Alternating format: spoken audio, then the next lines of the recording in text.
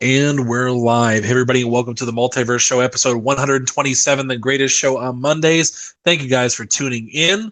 We are live with the gang here, talking our regular spiel. It's going to be a shorter episode than usual this month. Not this month, this week. So you get everybody ready. We're going to talk about Game of Thrones, follow up to episode 2 of this latest season. And we're going to talk about Avengers Endgame for a little bit, and we're going to talk about some fanboy junk that occurs in the gaming industry. So at least we hit something in the gaming industry today. But first off, we do our introductions. First off, we have Caesar Cinema, the Baron of Britain, Mr. James Wilson. Hello, everybody. Normally I do like a snarky comment, but I'm very tired and I've just finished cleaning my house. So I'm thankful to not be doing that right now. All right, and we have the Gaming Gambino, the Don Delicia, Mr. Michael P. The Truth. Yo, what's going on, everybody? Thank you for joining us for another great episode of the Multiverse Show. As always, you have a great docket of topics planned for you guys and gals this evening, so let's get it started. And we have the Sultan of Syntax, the White Wolf, the Paladin of the Piedmont, Mr. Samuel Tolbert. Hey, everybody. Good to be back. There is a lot of cool stuff going on. Who am I kidding? It's just all Game of Thrones. That's why we're here. Let's go. Before we do that, I know that one of the big we said there wasn't many gaming stories. Like out of nowhere last week, we just got a bunch of information about the next PlayStation. Yeah, we should touch on that. We absolutely should touch on that. You're right. Yep, we probably should do that first. We'll do that after we do some of our stuff today. So yeah, real quick, I'm kind of going through what have you guys been playing lately, or have you been playing anything? Just preparing for Game of Thrones, really. Sam? I've mostly been Game of Thrones. It's been that and work. In between that, I have been playing some Total War, and I have been playing like some Apex Legends, just multiplayer stuff for the most part. Stuff I can play for 15, 20 minutes and not have to worry about it, because I'm waiting on Days Gone to release this week. That's probably the next big game I'm going to get into. Ooh, anybody see the videos? Yeah, I did. They are pre-patch. Now, to be fair, dude, a big patch just came out for reviewers. So I do suspect that fixed some of it, but yeah, it was definitely eyebrow-raising. It was looking a little spooky there. I mean, it really was. It definitely was. And the fact that it's a PlayStation game, but the review embargo is the day before, that's pretty unusual for them. It's definitely unusual for them, but at the same time, I mean, big patch just came out. They've been working on this for years. I'm not ridiculously concerned. We'll see. Yeah. Yeah, I'm echoing Sam's thing of just having been playing any new games, bit of Apex here, bit of FIFA there, working, and just Game of Thronesing all the time. It's a weird time. It's like everything. It's a weird that gaming has sort of become. They're sort of running scared from this titans of cinema and TV right now. Mm-hmm. Like, what was the last big game to release? The last big game to release would have been Kingdom Hearts. No. Kingdom Hearts last? Or Was Resident Evil 2, would you say? Nah, there's been something more recent. No.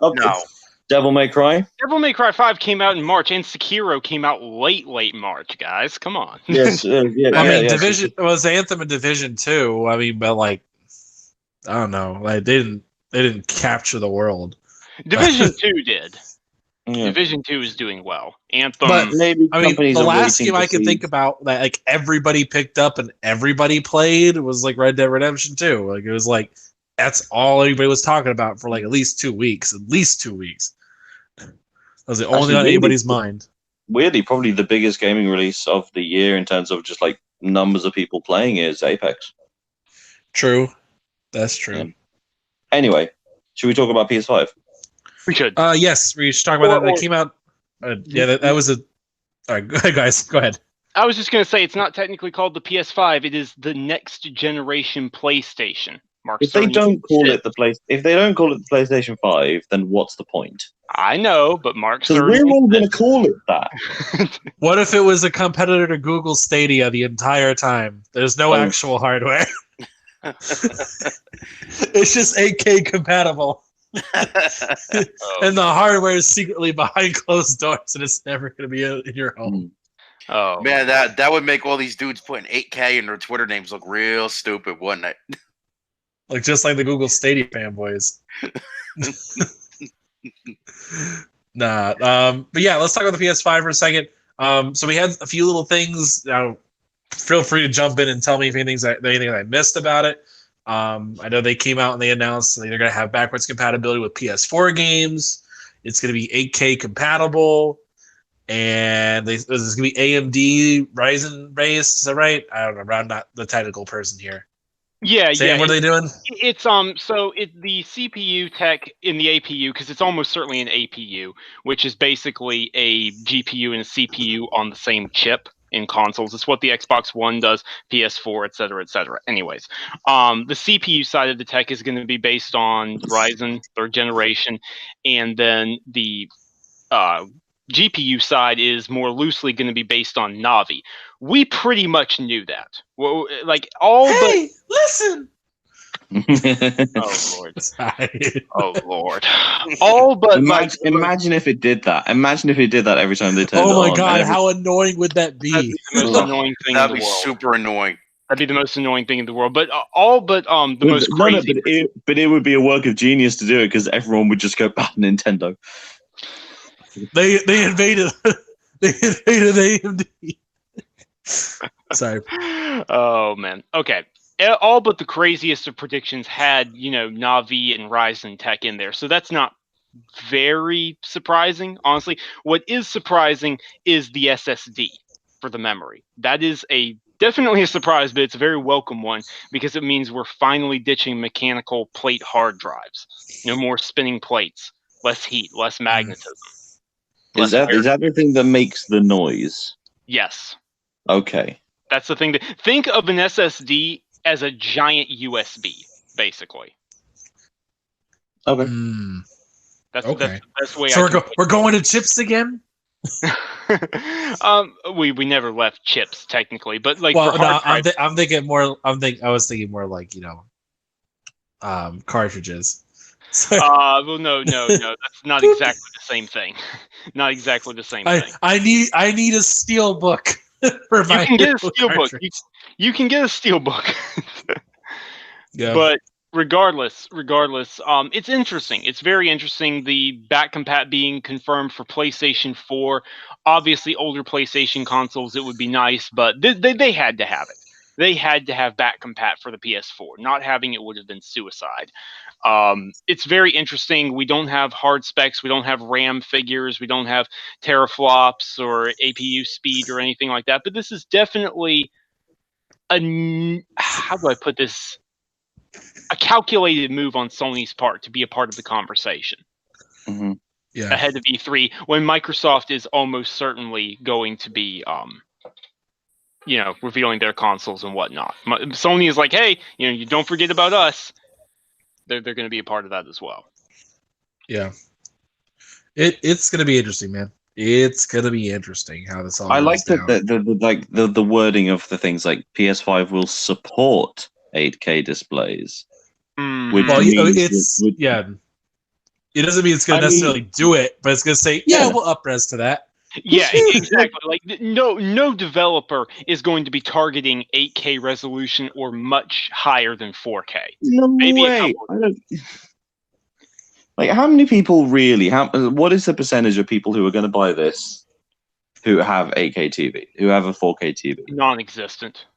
Wait, well, I mean, 0.1%, maybe. So what are they talking about? The price of a 8K TV right now? At least $10,000. I meant 4K. Oh, you said 4K, but I was like, what doesn't make sense? 4K is gaining popularity. Even like base level 4K TVs, cheaper level 4K TVs. Oh yeah, they're becoming more popular. More and more people are getting them. 4K TVs are about to hit. Probably next year will hit the same point that 1080p TVs were hitting back in 2013. Yeah. They'll hit about that point where you can get a decent 4K TV for $400 or less. Mm-hmm. I think that for me the best thing about the launch, this news, the loading times. Well, the comment that they made seemed very interesting. Do you guys know about this? Yes. When they Yes, said that, I'm familiar. It Yes, took like less than a second to fast travel in Spider-Man. So a 15-second fast travel on the PS4. I don't know if it's a pro or a standard, but on a next generation dev kit, it took 0.8 seconds. Which is I'm pretty gonna venture impressive. to guess they're talking about the base PlayStation. I'm gonna venture to guess they're talking about base PlayStation. Namely, just because Regardless, it would show you a more drastic jump. It's still very impressive. Oh, sure. That's quite amazing. But the problem is, you know how it's going to be, James. No one's actually going to utilize it like that. This is true. That's what's the most annoying part is like if you actually just had a game that was not trying to beat the pants off everything graphically, but actually just ran great. Mm-hmm.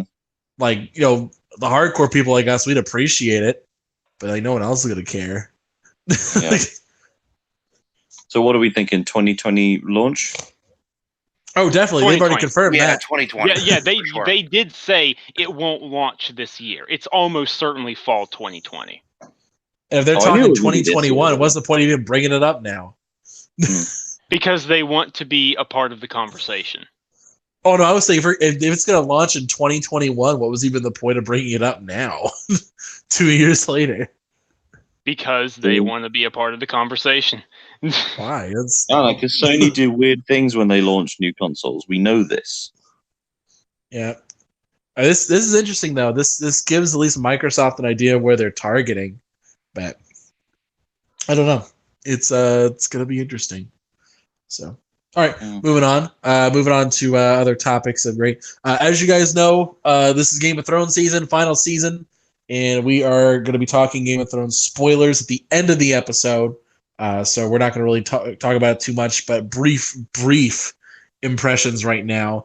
I know I've seen it. Sam and James have seen it. James, give your brief, 1 minute or less impressions from episode 2. And we'll move on after we get into everybody else. Yeah, my impressions was in the act of watching it, I wasn't amazingly impressed. There was some stand-up moments. Thinking about it, having a day to think about it, I think it's one of the best episodes they've ever done. The character interactions, not so much like the setting of pieces on a chessboard. Just what this show is doing could never be done before this show or on a different show. I think it's truly special. And an episode like this, it might as well have just been called The Calm Before the Storm. Absolutely. Or as Gandalf would put it, the deep breath before the plunge. There are few... There are every single episode of Game of Thrones, I reckon there's something that annoys me. Just even if it's just a tiny thing. It could be a big thing like Ed Sheeran popping up, but or something else. I couldn't. Missed opportunities when you could have been Gendry. I know, right? Yeah, Joffrey. Thank you very much. No, you wish you were. No. I was saying you wish you were Gendry during this. Oh, I see what you mean. But... No, that's weird. No, that's weird. Shut up. No. If I watch this back with the notepad and a pen, trying to find ways to cut it down to make it a tighter episode, couldn't do it. Flawless. I got nothing bad to say about this episode. It's great. That's fair. That is fair, man. Sam? I'm very much in line with his thoughts. It took me a bit to process, but when I woke up this morning, I watched it again over coffee and breakfast, and I honestly think it has scratched into my top 10 favorite episodes of the entire series. It's a bottle episode, and for people who don't know what that term means, it means it all takes place in one location. And it all takes place in Winterfell. It's just quiet. Nothing really happens. Things happen, but nothing happens. And it's the last real chance they'll have to do that, ever. And I absolutely loved it. There were so many emotional moments. I wish I could get a whole season of this kind of stuff. I wish I could get a season of these kinds of character interactions and old callbacks and slowly coaxing out interesting things, but we won't. We very clearly won't, based off of the way that ended. It's the last time we're going to see this particular collection of characters together again. And or for the first time. Or for the first time. Yeah, for the first and the last time. there is something beautiful about that episode. I'm still processing it, in all honesty, but that's about all I can say without spoilers. Oh, and the song again. The song. Oh, song was excellent. But yeah, for me, I liked this episode was excellent. Again, it's one of those episodes where it's just character interactions, and it's good. It's perfect. It doesn't. I wouldn't say like ultimately it's one of those episodes where like if you were trying to give people like the Cliff Notes version of Game of Thrones, I would say skip it because I mean nothing happens. There's not like a huge giant revelation or anything that happens in terms of what players are getting. But it's one of those things where it's all character payoff. There's one thing that happens, but yeah. Yeah, but I mean more in terms of like if you're giving someone the Cliff Notes version, this would be the episode like you'd skip, at least in terms of like here are the major events for your book report. But this is one of those things where it's all character payoff. It's all character interaction, and it's like finally, or like, oh man, that's great. Just little things like that. Just it's satisfying. But we're gonna move on from Game of Thrones. We'll come back to this at the end of the episode. We'll talk about Game of Thrones for a bit. Next up on the agenda, we're gonna talk about some Avengers Endgame. Boys, 3 more sleeps. 3 more sleeps and it's here for us. At least here. But the next time we're here all together, we would have all seen it, I assume. Yes. That is the plan. Yes, that is the plan. And we're likely all going to be heartbroken. Who's going to midnight showings? Not midnight showings. The plan as of right now is to go on Thursday. The first showing I have here is at 7:30, although I might not make that one. But I'm going to go to the next one. So tentatively Sunday for me. That may fall through, but that's currently the plan. Yeah, I'm going to try to go on Sunday also. I'm going to a double bill of Infinity War and then Endgame. Nice, man. I'm hosting with the midnight showing. Oh, I'm hosting a movie party tomorrow night, and we're going to do Infinity War. Nice. So we're doing that. We got that covered. So, just a brief thing on. I know America tends to get very like ethnocentric in terms of like all the movie news is about American movie news. Just an insight into how obviously everyone knows Avengers is big everywhere. Of course, goes without saying. Just the scale of this film. I told Ivan before we went on air. There are 5 cinemas in London, and all they are doing is showing showing Endgame 24 hours a day, non-stop for 5 days straight. Yeah, yep. I saw something about that for AMC theaters. That is the demand thing. Part of that is due to the fact that it's a 3-hour movie, and they want to just get as many showings as they can into a day. But part of it is because of the massive demand. Like the cinema that I work at, we have 1 IMAX screen with 188 seats and 4 regular screens with 70, 60, 56, and 48. Not a particularly big cinema. We are sold out for 4 days straight. Yep. And it's the only film we're showing. Like, it's insane. It's absolutely insane. I have never, in my time working in the film industry, loosely, there's never been a release like this. Star Wars The Last Jedi doesn't even come close. The Force Awakens is the only comparable film right now in terms of like a proper event. This is something not to be missed. Yeah, it's pretty unprecedented, and it's funny you brought that up because I saw something earlier today where I think there's if I'm not mistaken, like 70 or something AMC theaters that are going to be. That's what we're talking about. Yeah, for 4 days straight. Just talking about. And to give you an idea, that's 24 hours each day, 96 hours total. They're going to be open and showing this movie the entire time. So the runtime of the film itself is 3 hours and 4 minutes. That is just the film. That is no adverts and trailers. So let's add a conservative 25 minutes to that. Like that is a screening of the film with ads and trailers. Then you have to factor in, I'm going to say, a probably 20-minute cleanup.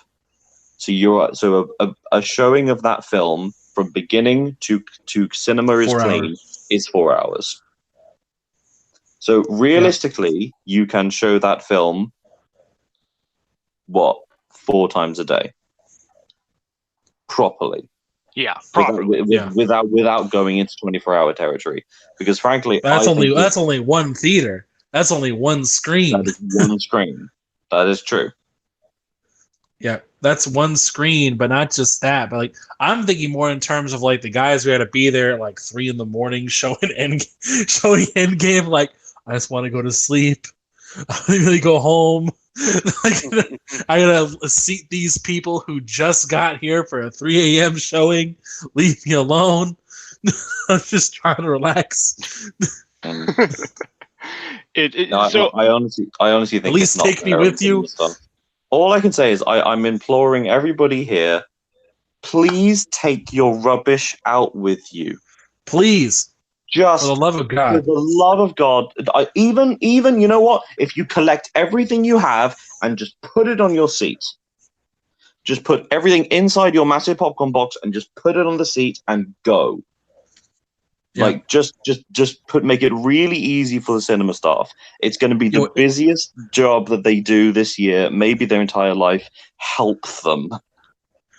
And I will bring up this story because this is one that I have direct experience with and I can verify actually did happen. I went to go see Captain America Civil War. I was sitting at my prime spot. Those of you that don't know, this is a secret. If you're in North Carolina, I swear to God, if I catch you doing this here in my theater, I will kill you. Because I'm going to give you guys the secret for prime viewing experience. So we walk into the theater. You see like, okay, we're talking about a big enough theater where you have like that section down on the bottom portion that nobody wants to sit in. Then you have to walk up like two or three steps, and then you have the main general seating, prime seating spot, front row of that section there, and normally right in front of the bar. No one else is in front of you that's gonna sit in your way. No one's gonna lean back and get in your knees, and you got a little extra leg room normally, so it's prime seating experience. So I was sitting there right there, dead smack in the middle of the theater. This guy had brought his kids, and this is like a 8 o'clock showing, or 7:30, 8 o'clock showing. We're like the first showing of the night. We're sit down, theater's packed. I'm watching the movie. Like, all right, let's do this. I'm ready to go, ready to watch this Endgame. So start watching the movie, and we're right about to hit the airport fight scene, and this little girl, I had to guess maybe she's about 7 years old. If I had to guess, I'm not great on the young age there, but I would guess about 7. She taps her dad's shoulder and she's like, "I gotta go to the bathroom." And he's like, "Just hold on a minute." And so she's just like, "Okay." And so, then like 30 minutes pass. The kid doesn't ask for it. It doesn't ask to go back, and then you just smell something. It's like, oh boy, this girl literally shit her pants over this. Oh my God. And by I don't remember what point we were at in the movie. Like the father was like, "You shit your pants?" She's like, "I didn't want to miss the movie." Just like, oh my God. It's like, if you had to go, I would have taken you. It's like, but I didn't want to miss anything. So just like that is how enthralled people are with these Marvel movies. People who don't want to miss this. But yeah, I would just say don't even bring kids. Just don't even bring them. Don't even run that risk. Not for the first couple of days. Go get a colostomy bag. Insert your own catheter if you're that worried about going to the bathroom. I'm sure there's some YouTube videos on how to insert it. So, I don't want to verify that, but I'm sure there are a few. Anyway, I would like to deposit a little theory. Mm-hmm. So, at the end of the first Avengers film, New York fight everything. there's a guy talking to Thanos, and he says to fight with the humans is to court death. Now we all know the reason that Thanos did this in the comics is because he's in love with death. Mm-hmm. I'm thinking the death's going to show up in this film, and I think it's going to be Angelina Jolie. Okay. Who is a confirmed I don't think person to have, no, she is confirmed to have been cast in a role in a Marvel film. That is true. A lot of people are thinking that she's going to be one of the Eternals. I think she's Death. Yeah, I mean, I don't know, but I mean the fact they haven't mentioned courting deaths Avengers 1, like that's not part of his motivation. Thanos' motivation's not that anymore. Like at least they have, it's very, very well hidden. Like it's just not. I don't know. I don't know what it's gonna be, but I don't really know. But anyway, I'm more of the line of I don't have any theories anymore. I'm just gonna be like, let me just take it for what it is. This is the end of an era. This is it. This is the payoff. Like, yeah, 11 years. Yeah, like I'm not even going to try to predict like who's going to survive, who's not. I'm just going. I'm just going into it, and just whatever happens, happens. Yep. I at least in terms of anticipations, I mean, I do anticipate all the old Avengers are gone, with maybe one or two standing around, but all of them are going to be dead or just go off into the sunset. Contracts are up. But yeah, it's been an era, dude. It's been an era, and I hope that they do the classy thing and go out in style, and don't just keep trotting them out for appeal. Just go out in style. I don't know if I've said it here or in some other forum, but I would love there to be no mid or end credit scene.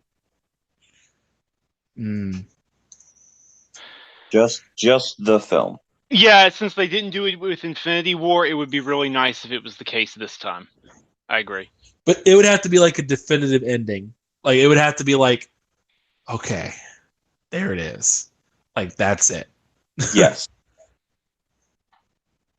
Because we already know that there are other films coming. Mm-hmm.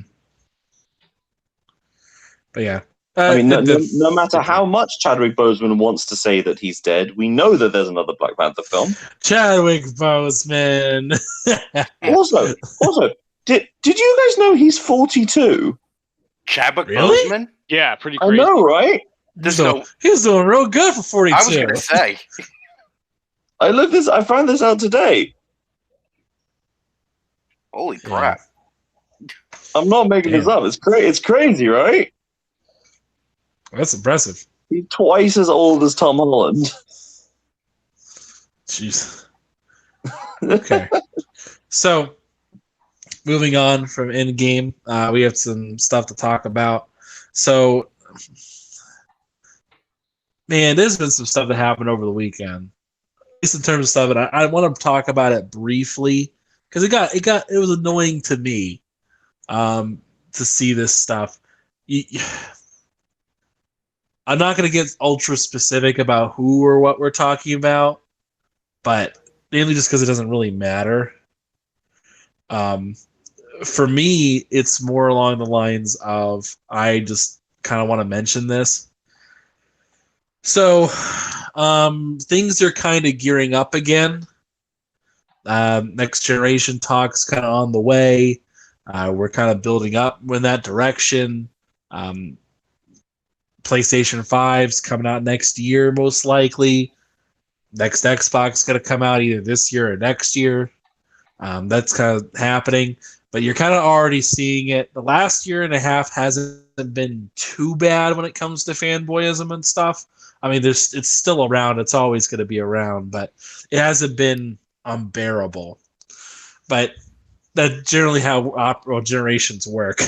The beginning is really bad, and everyone just kind of gives up towards the end. But right now, next gen talk is coming, and everyone's kind of getting back in that groove of we need to fight that console war. And specifically, some people I've seen who have been around the block before, who this isn't their first rodeo, are getting involved again, but they're switching sides. And I just want to say to the people who are sitting in the back who haven't seen this before, who haven't done this song and dance before, ignore them, please. It's not worth it. They want your attention. That's it. Because it's not worth your time ultimately, because they don't care about it like you do. They don't really care about who wins or loses or whether or not something's a good product. They just want your affection and your views. And I don't like that kind of dishonesty that comes with it. It's something that annoys me greatly, and I'm tired of seeing it. I'm tired of people falling for it. But I mean, I'm not the thought police here. I can't control what everybody does. But I want you to sit back, look at the people who you've been watching, look who's been consistent, look who's not following the what's getting attention and views train. Look at the people who are just giving you the information you want and the content you like, and give those people your love and affection. Look for those people. Just that's all I'm saying. I don't know where I was going with this, but you guys want to add anything or anything like that? I didn't really leave it open. Well, right. I mean, you're absolutely right. It's like, be consistent with your views. I've seen people.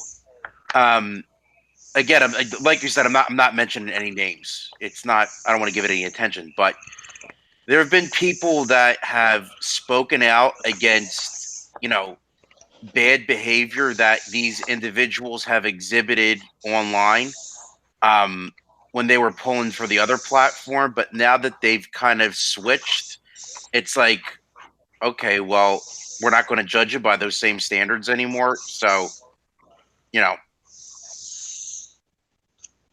Yeah, it's all a game to them.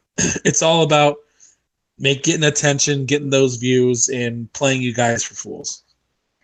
Like that's all it is, and I can't stand that.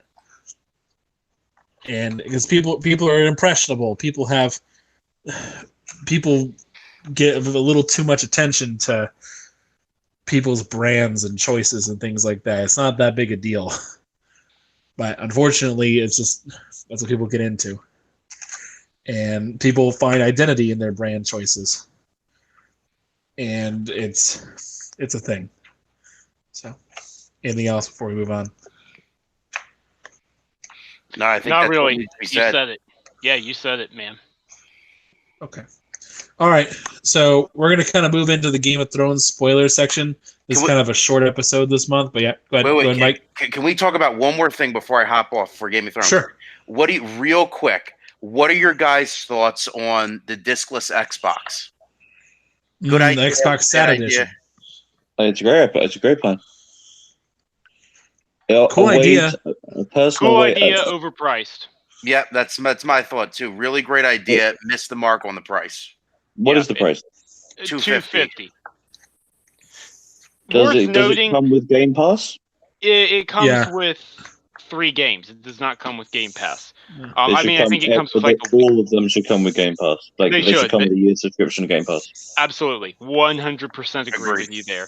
I think this is a nice little experiment for them, but that they need to learn, okay, you got to price it more aggressively. Because even if the people who use disc are becoming the minority, they still exist, and they're still a chunk of the market.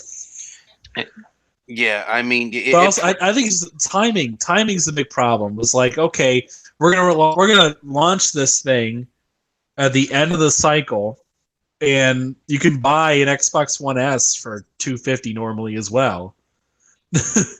And so it's not normal. Well, no, technically it's $300, but like it was on sale for $229 at the same time they announced the thing. So it's like, yeah. I feel like routinely you could get regular S bundles for $250, $230, $240. So Yeah. I mean, and that thing should come out at least on sale. At least let it come out on sale. it should have been $199 because then you discount it and now it's like $179, $149 if it's a deep enough discount. And now it becomes a really enticing proposition if you don't have an Xbox. But at the price it is now, doesn't make a whole lot of sense. Yeah. It was a dumb timing. Now, if this came out a year ago, all right, that'd be okay. That'd be fine. But it just didn't. So. Oh, also, very very quick news thing. Not a big discussion point, but just something that's interesting. Are you guys aware of the Stranger Things lawsuit? No, I am not. What is going on with this? Oh, so there is a filmmaker who claims that he met the Duffer Brothers years ago and pitched them an idea, and then they stole his idea and made Stranger Things. There is significant enough evidence in this that it is going to trial to prove whether or not any plagiarism was happened. We don't have enough time to go into it properly here. The only reason I bring it up is because it's going to trial, and they will be have to talking in detail about like character arcs and all that kind of stuff. And this will happen before the release of season 3. We might have, as a matter of public record, spoilers for season 3, maybe even beyond those Stranger Things. So yeah, that's just an annoying thing that might be happening. Now that you bring that up, I remember a part of that, like right when season 2 was coming out. I remember like someone mentioning it, but I didn't think anybody was going to trial. But I remember there was like accusations of some, like, oh yeah, this is familiar. This was my idea, but I didn't hear anything about going to trial. Yep, it is going to trial. That is going to be interesting. It's the one so thing. So what happens? Do they lose their awards? From I honestly couldn't tell you. I think the most likely thing is that there's a settlement out of court. This man is given a creator credit and is a silent partner that has no actual creative control on the show, but just get some money. I mean, he's going to have to clearly get some money, but I mean, I'm thinking more along the lines of like, if I were such a person, I would just shut it down out of spite. Why would you do that? But then there's no money for you going forward. Well, yeah, but I mean, if it's about creative integrity, like you stole my idea and no one's gonna know my idea ever again. Yeah, but his name's gonna be on the title card as high as Duffer, created by the Duffer Brothers and this man, and that would be enough clout for him to be given a project by a Netflix, an Amazon, a Hulu, whatever. Well, I mean, it's on Netflix. I mean, if I were Netflix and you're cashing in on my moneymaker, I wouldn't give you any projects. I mean, yeah, he could get another project definitely, but I don't know if I were like that, I'd shut it down just out of spite. But that's just me. So, so don't steal my work. I guess that's what I'm saying. So yeah, no. Well, now we know never to tell you any of ideas, or you'll just shut us all down. Well, no, other way around. If I tell you my ideas, don't steal them. I'll shut you down. But yeah, anyway, that is just an interesting piece of news that will be happening in the coming months. All right. So, Game of Thrones spoiler time. Now is the time to leave, Mike. Yep, I'm out. Sam, we'll send do me our that list. Yeah, let's do the outro. I've almost got it put together. I will send Mike, let's do your outro. Yep. All right, guys. You can catch me on Twitter at The Truth of Mike P. Pretty much everywhere else at Mike P. The Truth. Thank you guys for joining us as always, and I'll catch you guys in the next one. And actually, if anybody listening would like to send Mike episodes of Game of Thrones Like Yes. really, the best of the best. Don't send like a link. Send like just the episode title and don't send title. Sorry, the series number and episode number. Yeah, tweet me at the truth of Mike P. Like, yeah, just do like season 2, episode 1, whatever, like that. All right, so we're gonna give everybody just a moment for everyone to leave before we start getting into this. And who you,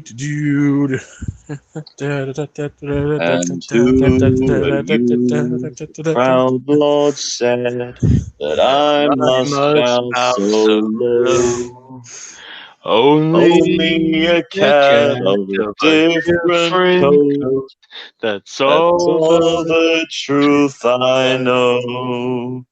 And a coat of gold, a coat of red, a lion still has claws. And mine are long and sharp, my laws, as long and sharp as yours. And so he spoke, and so he spoke, that the Lord Lord of Castamere. Castamere. But now Now the the rain rains sweep we pour over his it halls, with with none none soul there to to hear. hear.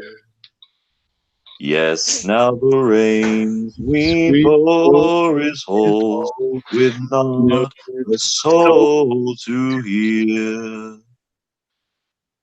That should be enough time. All Yeah, right, okay. that's time for really. If you didn't get out by now, too bad. The Lannisters send their regards. All right. There we James, go. you want to lead us off here first? Yes. All right, well, let's Speaking wait of first. Before we get started, I want to mention that we're gonna do the structure of this. So 2 standout moments each person. We'll go with that first, then we'll kind of break it down point by point. Okay. James, we'll start with you. What are your 2 standout moments from this episode? Oh, there's so many. Oh, dang. No, the song is definitely Jenny's song. Podrick singing Jenny's song. That's absolutely the big one for me. You know what? Sansa and Daenerys' little meeting. Ooh, good choice. Good choice. I think that really shows a lot about those people. When it started, I thought it was going to be Daenerys floating the idea of Sansa becoming her next hand, because I could see that sort of happening. But yeah, we'll get into it more. Yeah, those are my 2 moments. All right, Sam.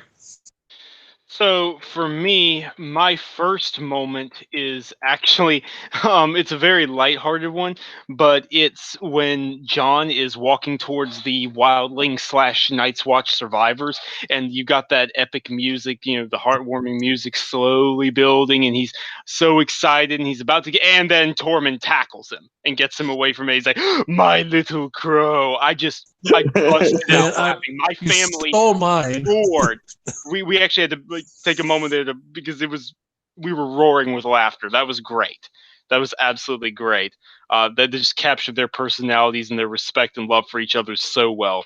And my second moment is when Podrick starts singing, and he's doing such a great job. It's actually a really good song, and it's a song from the books, Jenny's song, about a Targaryen who gave up his crown for love. And it does this unusual thing which Thrones usually doesn't do, the whole have sweeping music and lyrics and show other people and what they're doing, but they did it this time, and it shows like Sam and Gilly cuddling with the baby, and Sansa and Theon sharing a bowl of soup. It's a fantastic, powerful moment.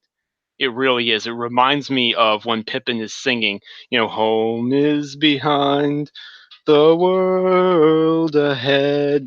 Pippin's song as the Knights of Gondor ride out to Osgiliath. That's what it reminded me of. So yeah. All right. You stole mine too. That was one of my favorite times when they came back, and like Tormund in particular. like that was a great moment. But for me, Theon's redemption. I'm so happy, man. My boy Theon's went through so much crap, and now he's back. he's doing everybody up right. Like in the first episode, like he has a very brief moment where he saves Yara, and that's cool because he looks like a badass. He's not a liability anymore. But specifically, this one, he comes back to Winterfell, and he's like, "I'm here to protect Winterfell after I took it." And then also the battle plans, he was like, "I'm going to protect Bran. I took the throne from you. I'm giving it back." And it's like, yeah, Theon, Yeah, my man, good coming choice. back. Good choice.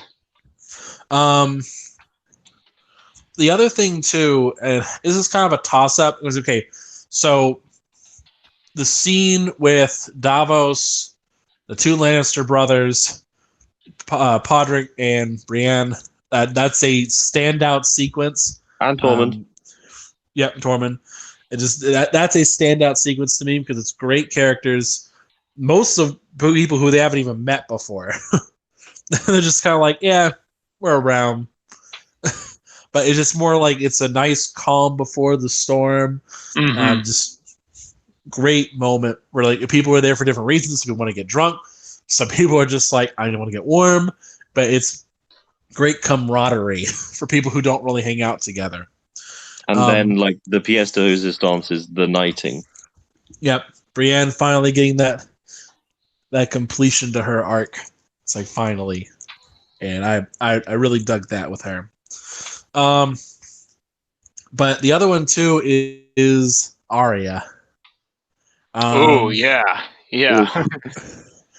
like for several, that scene has grown on me.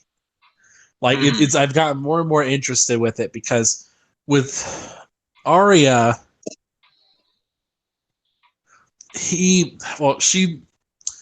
Arya is 22. What I'm sorry, Maisie Williams is 22 years old now.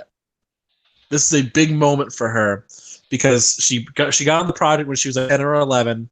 She's been doing this most of her life, and everybody else who's had a sex scene or a nude scene was over 18 when they signed on the project and knew what they were getting into. But when they came to Maisie with it, I was reading this in the backstory. They were talking about when they came to her with it, she chose to do it. Because they said you don't have to show anything if you don't want to. She decided to show what she showed. And it's for Arya, it's a liberating moment because this is her first time having sex. And she chose it in the most feminist way possible. She chose who she wanted to be with. It's okay. She made her choices. She said, I want to have this experience before we all potentially die. Let's do it. And also for Maisie Williams, because it's like, all right, you can't look at her as a child anymore. At all. After that, it's like, oh, okay. So it's really hard to look at her as a kid now because she's grown up on the show, and so I think that's important to see that. And I think she did it tastefully. So yeah, I'm with you on that. I don't think anyone has like a real problem with the morality of that scene. It's just the fact that it's more oh my god, I've crushed this 10-year-old girl. Yeah. Yeah. And I believe that the show has gone as far to make it known that the character is, I think, 17, 18. 18, yeah. Yeah. Point. There you go. Yeah. That is a woman who is capable of making her own decisions and does. That's the point of it. Yep. Okay, she's extremely liberated. She makes her choices. She does what she wants to do. It's and it makes sense. The night before a battle where you might die, you're thinking, I might as well. Yeah. Yeah. Sorry, I thought you were about to say something. No, it's because I sort of know Maisie, and I don't want to talk about this that long. That's why. That's fair. That's fair. Yeah, I'll keep my thoughts on it limited. You know, it was just definitely a bit more difficult for me to process than a lot of the others. Because we've seen Arya grow up, but if Maisie Williams, good for her doing it this her way. Yeah. That's all I'll say about it. In that little sequence too, the other part I liked was Theon having dinner with Sansa. Like, it was nice to see them back together again, and again, more Theon redemption stuff. We could literally do every single moment of this episode and go, this moment's brilliant, this moment's brilliant, this moment's brilliant. Like, everything Jaime Lannister in this episode is some of the best things he's ever done in the show. Like, the bit where the girl comes in and asks for soup and says, I'm going to go and defend the vaults. That's amazing. Every single point in this episode is perfectly done. Sam, you said earlier that it's in your top 10. For me, this jumps into the top 3 because, wow! Like, only because of the context of which it's in, which was very important. Like, as a standalone episode, yeah, it's not that great, but it's not supposed to be because they know what they're doing. It's so good. I want to talk a bit about Jenny's song for a minute, if I may. Please. Sure. So this isn't going to be music theory time with James. This is going to be book theory time with James. Aww. Well, there's no like real music theory stuff because it's a folk song, and folk songs are supposed to be storytelling devices with lyrics, and that's exactly what this is. Or are they? No, they are. So, okay. So, for particularly observant book readers, there's a really specific line in the song, and it's high in the halls of the kings who are gone, Jenny would dance with her ghosts. So this is a line from the book. It's mentioned a bunch of times, most prominently when the ghost of High Heart requests it to be sung to her in the 3rd book. Oh yeah, I did proper research on this. And as soon as somebody starts singing it, the Ghost of High Heart begins to weep. The song itself is about Jenny of Old Stones, who is a descendant of the First Men and who actually married Duncan Targaryen. Now, Duncan Targaryen loved Jenny so much that he broke off from his betrothal to the daughter of Lionel Baratheon and abdicated the entire thing, allowing Duncan's, I think, brother or cousin to take the throne. And his son was the Mad King. So this song is really important in like the foundation of the entire game as we know it, and laying into the theory of I think it's the Prince of the Precious Prince or whatever. The idea that there would be a child born of the next generation that will be the savior of the world. So this song is really important for that. Yeah. I really liked it. As a book reader, I heard that first line. I went, "Oh hell yeah!" Then Benioff and Weiss doing it again. So yeah, there is a little bit of a book theory with James. Nice. I appreciate that. I knew that once upon a time, but I couldn't have quoted that at this particular moment. So I appreciate that. That was good. Yeah, that was a lot of note taking while I should have been working today. Well, you accomplished it well. You accomplished something great. But something interesting as well is, how do I put this? I agree with you in that if you're talking about episodes to catch up on rapidly or episodes in which big things happen, this is not even remotely going to make the cut. Like, not even close. Yeah. But in terms of as an episode for those of us who are invested in the characters from the show and the books, since this is probably the only conclusion we're ever going to get, the fact is this is one of the most important episodes in the series. Arguably the most important, because a lot of them are going to die in the next episode. I think that everyone in the vaults, and I mean that, every single person is going, I think Tyrion's dying next episode. Tyrion's not in the vaults. Yeah. He's not in the crypts. Oh, he will be. Well, okay. I don't. Okay, so are we going to write? Okay, hang on. He's not there right now, but like Daenerys said, you're going to go to the crypts. Are because we it's going Satan. Yeah, she to? told The amount of times that they say the go to the crypts. I agree they're they've safe. emphasized it. I agree they've emphasized it. But okay, hang on 1 second. Are we going to do official death predictions for next episode? Yeah, I'm about I- to get into that, but I want to get into that because I don't want to talk too much about this episode, if it makes sense. Because I mean, a lot of it is just character payoff. Sure, It's sure. build up. And we could talk for forever about that kind of stuff and how awesome it is, but so we Yeah. have to limit ourselves. But I want to get into character deaths. So I mean, we know a lot of people are dying. I want you to pick your top 2 you think are going to die. Like either like one like, oh yeah, this person's definitely dead, and one kind of like off the wall kind of pick you think is going to happen, preferably. Okay. Yeah, So okay, I so know mine. I've got it. Yeah, Tyrion and Podrick. Oh, Padre.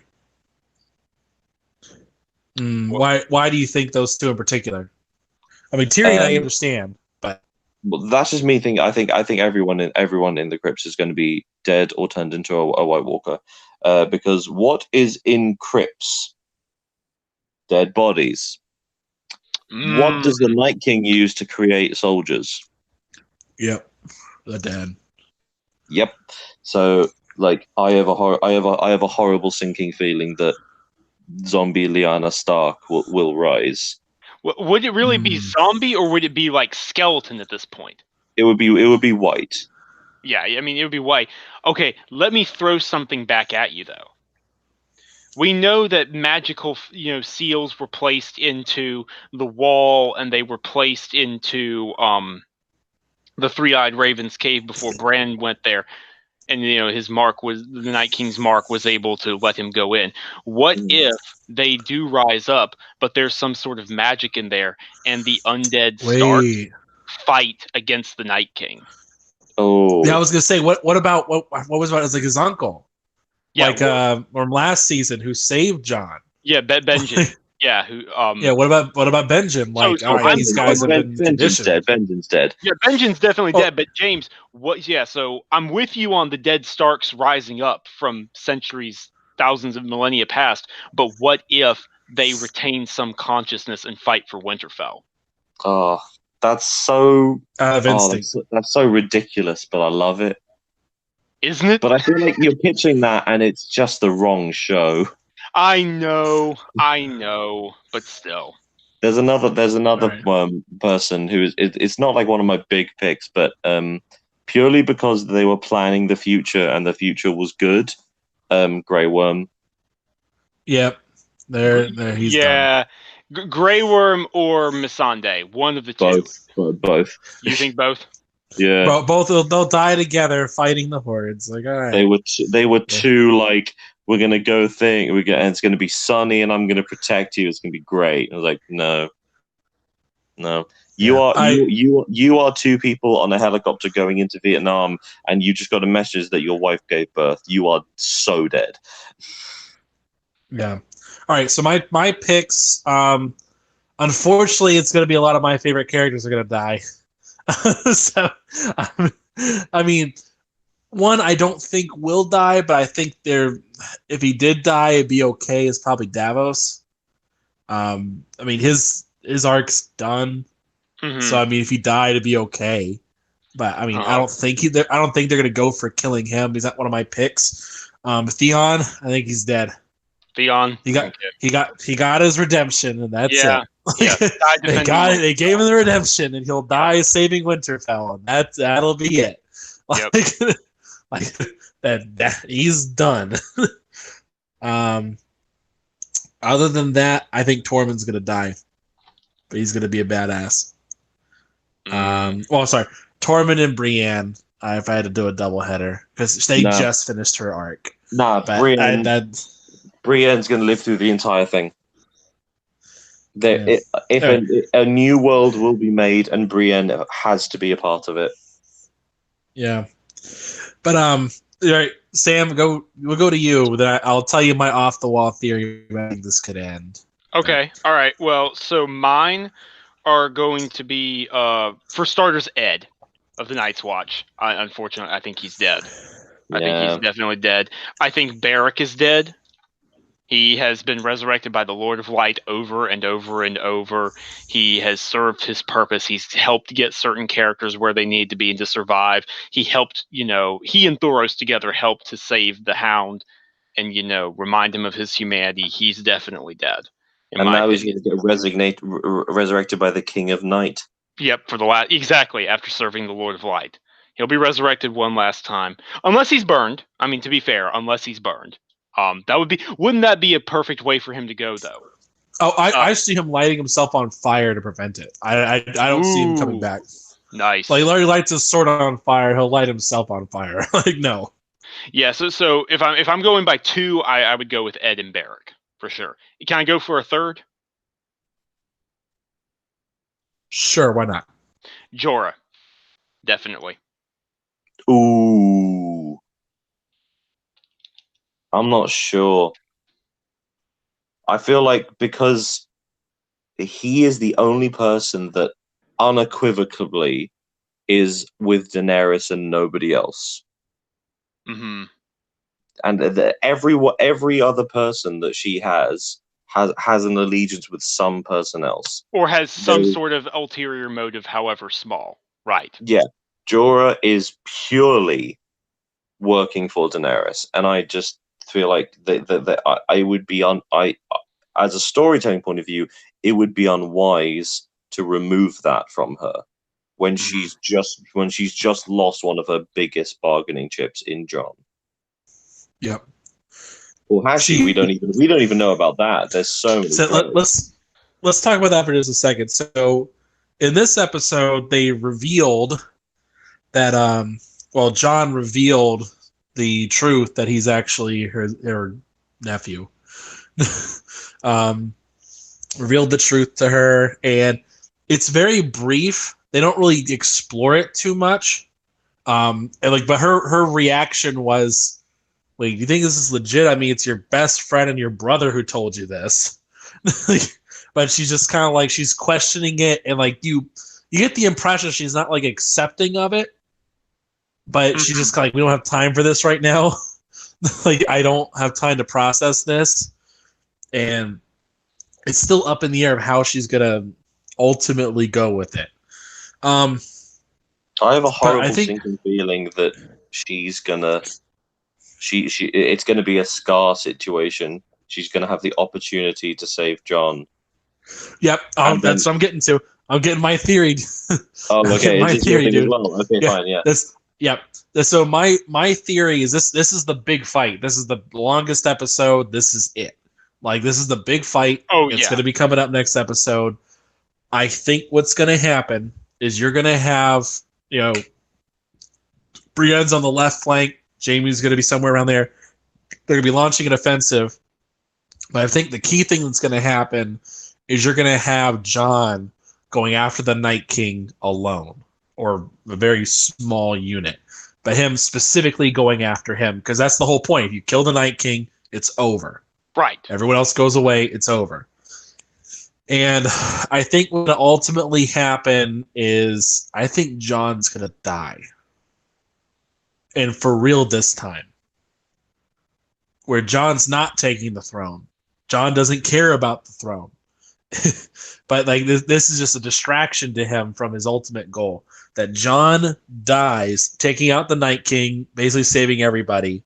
But but there's going to be a moment when Daenerys could save him, but doesn't. For whatever reason, and people will see it. It will be public. Like have it be like you see her in flying in on a dragon, and she just kind of curtails around and doesn't save him, and it's extremely public to everyone. And everybody sees it, and so we killed the White Walkers, but now we got to go fight Cersei. What now? Like we got to go fight Cersei, and Daenerys just lost her lover, and lost the rightful king of the Iron Throne, and on top of that, lost the people she's been trying to win. But to be fair, she's been kind of a bitch lately. Like the very first episode, She's threatening people with dragons, the people she's trying to win over. Like, she looks oppressive. She's not being a good ruler. And in this episode, they specifically even say, like, well, she says to Sansa, like, my entire life has been about getting the throne back. That's been my entire purpose this entire time. But she doesn't know what she's going to do when she has it. And so I think what will ultimately happen is they do that. Well, Jon dies, kills the Night King. It's over. But then they got to go fight Cersei. And it's kind of a hodgepodge thing. But ultimately what's going to happen is she's going to give up the throne. She's going to say, I have a rightful claim, but I'm giving it to somebody else because I'm not fit to rule. And she takes the high road and admits it. Like, I'm not from this land. I'm just not. You guys don't know me. I'm ruling by force. I need to give it to someone else. And I think it's going to be one of two people. One, I would love to happen. I'd love her to give it to Samwell because, I mean, gravy, great. Who would object to a Samwell Tarly rule? It would strategically make sense. But then at the same time, I think she'll ultimately give it to Gendry if he survives. Because Gendry... Sansa. Yeah, maybe Sansa. I don't think for real Sansa, though. I think specifically Gendry. Because it's like, you're Baratheon's bastard. We understand. But that's been the kind of the ultimate message of this show, has it not? Being a bastard doesn't make you illegitimate. Like, like they have tons of bastards in this show. And they've proven time and time again, bastards are entirely capable, valid people. And it would fit with Jon's narrative of Jon grew up a bastard and became a king. And, well, was always technically a king. But I look at it from the perspective of she gives the throne to Gendry, basically forgiving the Baratheons and everybody else for what happened to her father and her brother and everything else, forgiving that and saying, here, I'm just going to go raise my dragons and do what I can do. And gives that up, and Gendry marries Arya. And so the Starks have that power. I thought you said berries. Oh my god. No, not Barry. Marries. And so solidifying the Stark thing and the Baratheon line, and everyone's happy, and everyone go okay. So that's my prediction for now. We'll see who's dead after next week. Yeah, I'm definitely with you on Dany not ruling all the Seven Kingdoms, or if she is in charge of some, there's some serious asterisk marks attached to it. But I don't buy her not saving Jon and letting Jon die. That's the part I'm going to call BS. Oh, all right. I feel like somebody's going to make a heel turn. Oh, like Brand's going to turn around and say, I was working with the White Walkers the whole time. Pulls out her contacts. No, you didn't think just this pale blonde-haired woman couldn't have been a White Walker? Oh no. Also, I saw someone post on Twitter today.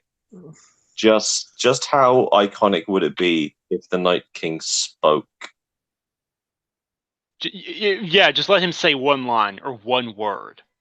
I mean, in the books, the White Walkers, or the Others, as they're often called, are described as laughing and cackling at times. Never speaking, but laughing. So it would be pretty incredible if he spoke something. Yeah. I'm Or going to even better throw out yet, an alternate theory. imagine they do like a first wave, and there's like a calm before the next wave starts. You just hear the White Walkers laugh. Yeah, exactly. That would be terrifying. That would be horrific. That would be absolutely horrific. But let me suggest one theory to you guys.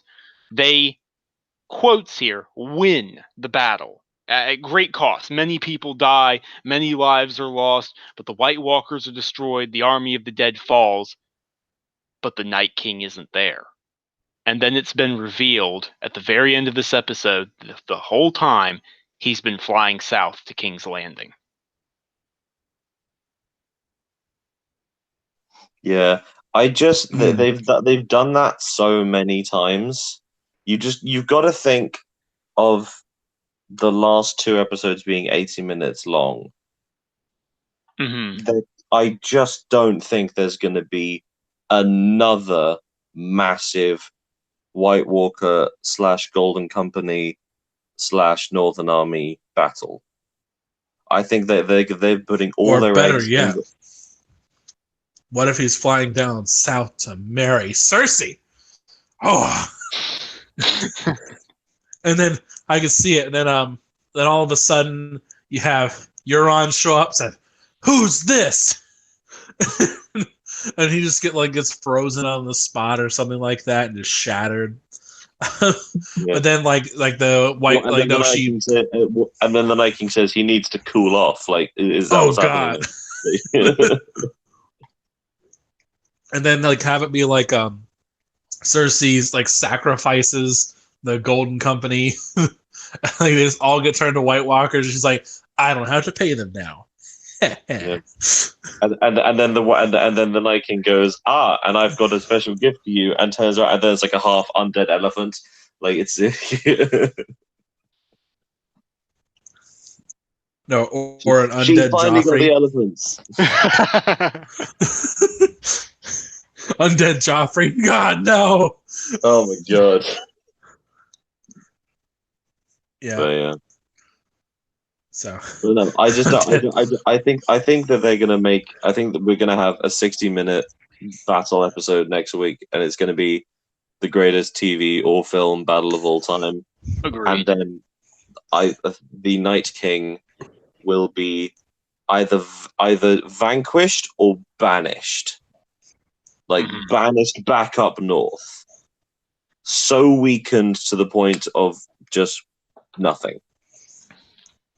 Mm. And then we'll have 3 episodes of dealing with Cersei and dealing with the outcome of whatever that happens, and then the conclusion of the story. Because remember, this is a conclusion. This is a solid end that we are working towards. And we've only got 3 main episodes of working towards it, because next episode's blocked out with they fight. I'm so excited. Dude, I'm ridiculously excited too. And I was talking with Ivan about this earlier. This is probably one of the most in doubt episodes ever. What I mean is, even though I presume you're a fellow book reader, right? You read the books before, Yes. watching the TV show and all that. So we knew what would happen all the way through season 5. So we were only learning new things in season 6 and season 7. But even then, there was a general idea of, okay, we know what the next step is. We're not sure exactly what will happen, but we have an idea. I've got no clue here. This is the one where I'm spitballing. I have no idea how the rest of these episodes are going to play out, and I can only grasp at strings for even the very next episode. I've got nothing for 4, 5, and 6. No idea whatsoever. The only thing I know for certain is happening next episode, and that's only because it was in a trailer. Arya covered in blood running through the crypts. Yeah. Like that's all I've got, which is why even then that gives us nothing. Like, is she running away from something or towards something? Is it her blood or someone else's blood? Like, yeah. That's the only that is the only thing that backs up, in air quotes, my theory about the crypts being dangerous. Yeah. Oh, and can we finally be happy about the fact that we get to see trebuchets and catapults in Westeros? Finally. I am happy about this. I love trebuchets. I don't know. It's hard to be excited after we finally got dragons. Oh, shut it. I'm sorry. It's like, all right, we got dragons, but trebuchets. Trebuchets swinging flaming mortars. That's pretty darn awesome too, man. I can't wait. Yeah, but we got to build up to that. Like that's like step 3 out of 5. 5 is dragons. Now we're going back. Anyway, Okay. So I think we're gonna wrap things up here. We got to put a pin in this because we're either going to stop now or talk until next week. Yeah. Admittedly, Right, that would make the wait easier. True. So we're gonna wrap things up here real quick for you guys. For you people who are watching at home, We'll do our outros and your final thoughts. James, where can people find you? What are your final thoughts? The people can get me on the tweets at James_S Wilson and Instagram James S Wilson with 2 L's. Final thoughts. We are privileged to be living through this brilliant series of television and series of Marvel movies. You know, we'll never get another month like this, at least not for another 10, 15 years. Mm-hmm. I'm here for it. I'm more than here for it. Excellent. Sam? Yeah, no matter how this all ends, no matter if Marvel technically goes on beyond this film and, we might get some prequel shows or get to see Aegon's Conquest or whatever, this is the end of an era. This is the end of 10 years, over 10 years of media in 2 incredible ways in a fan base that often overlaps. And seeing it through is very bittersweet, but it's also, it feels privileged. I feel privileged and blessed, honestly, to be at this time and to talk about it. It's awesome. It really is. Mm-hmm. All right. And I'm Anchorman VT. You can find me on everything. Go ahead. No, go. I didn't say anything. Oh, sorry. Go ahead. Sorry. Oh, sorry. Yeah, I'm Anchorman V2. You can find me on pretty much everything at Anchorman V2, Xbox, PlayStation, Twitter, Instagram, whatever. You can find me all at Anchorman V2. Final thoughts. Ladies, get you a man like Tormund.